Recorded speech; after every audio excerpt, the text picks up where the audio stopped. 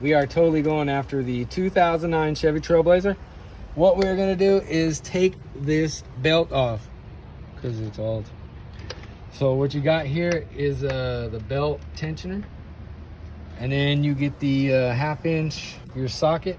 It's gonna fit right into this thing. You'll see the square on there. Just gotta find it. Once you do that, fall right in. Then kind of squeeze your hand in there, make sure it ain't too hot. You pull that lever down. As you pull that, it is gonna release the tension on your belt. And as you pull that off, you can take the whole belt off, yank it all the way off, starting right there at your alternator. Once it's off, you just gotta weasel it around your fan in here. It'll make it through, but just be gentle.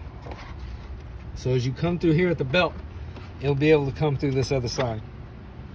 And then to put it back on, if you don't remember, there should be a diagram there, and if not, there's the diagram for the 2009 Chevy Trailblazer.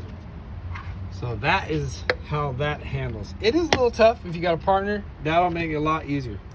So make sure you like, subscribe, put some comments in the bottom. Let us know if it was hard or easy for you, or did you do it when the engine was hot or when it was cold. So important. Make sure it's cool. Be safe, and we'll be making some new videos, and we'll see you at the next one. We're out.